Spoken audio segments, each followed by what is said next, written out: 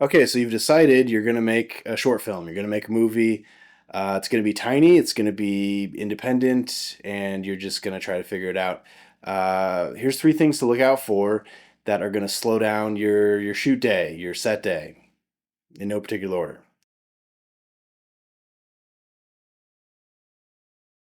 So the first thing is camera support stuff. So dolly, slider, jib, crane, drone, gimbal, anything that requires technical expertise that is a camera movement thing, especially if it has a big footprint on the set. It's expensive. It requires crew to operate, and it takes time to deploy, and it's gonna soak up time. And time is your most valuable resource that you actually have control over on set. So time and place. But yeah, the reason big productions get to bust out all the fancy camera movement equipment is because they have time and resources and a camera and grip team to actually operate it. And if you don't, if you just have, a two-person camera team or a one-person camera team, maybe dropping all the dolly track or the slider out at the beginning of the day may not be worth it. I'm not going to knock a tripod though.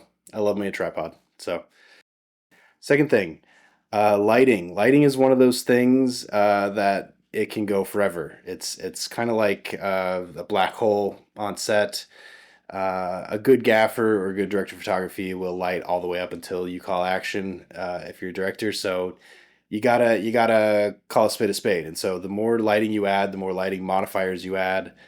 That's going to take up space on set, but it's also going to take time to move and to adjust and to perfect. And so the more you shrink it down, the more you minimize the lighting and simplify it, the better off you are. It's going to save you a lot of time, especially if you can get into a situation where you just light it once and then adjust for the rest of the day, or you light it the night before and then adjust. But yeah, lighting takes a big part of the cargo truck, and also just can take forever if you let it. So don't let it.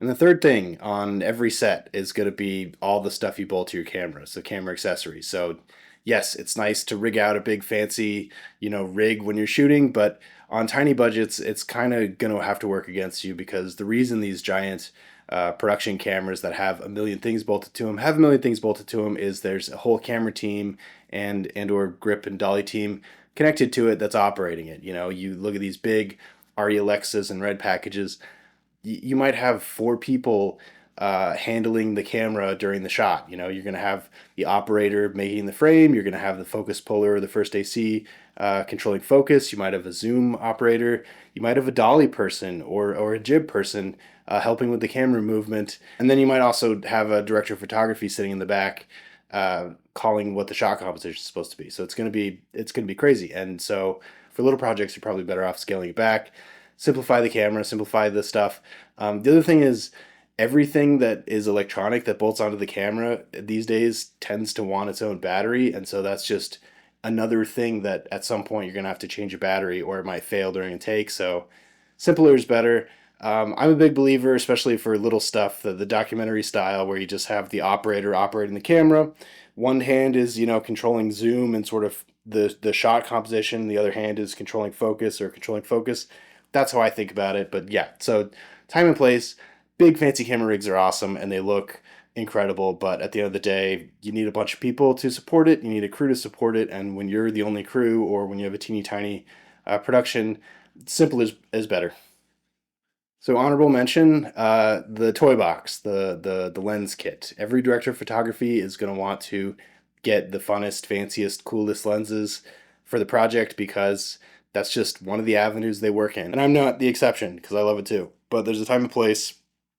A lot of times you just want to simplify. And so on big fancy stuff where you have time to plan the shot and plan the lens choice and that kind of thing, down to the minute details, then yes, opening up the box of, $10,000, $20,000 lenses might be worth it. But on little stuff, when you're trying to go and the end goal is just to get it in the can, get the project done, you might have to get away with just using a zoom lens or a single lens and just get all the shots that way. And yes, it's a little bit more annoying for the director of photography because it's limiting, but at the end of the day, you got to get the footage, and that's kind of the most important thing. It's all about scaling down the right way. You're not going to want to scale down certain stuff that's in the frame. You want to make sure the actors have time to rehearse and get it right. Don't skimp on wardrobe, don't skimp on locations, but stuff that's behind the frame, behind the camera that you're not going to see, that stuff you can sort of squeeze your way by if you have to. So simplifying is better. If you want to go really Spartan with it, I've heard of the rule that no stands on set, so clean floor. Basically, anything that can get deployed as a stand gets kicked out.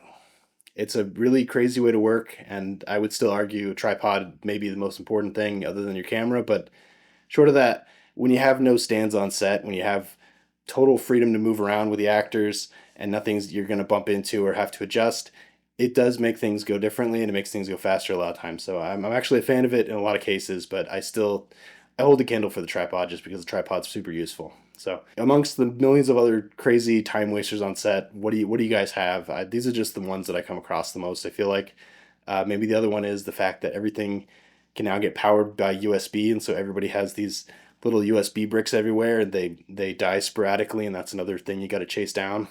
There's so many times lately that I've been on projects where the light turned off in the background somewhere, and it's a little accent light because either the internal battery died, or the USB battery died. So that's a new annoying thing that happens, but it is what it is. I don't see it changing. Anyway, let me know what you think. Like, share, subscribe. Catch you next time.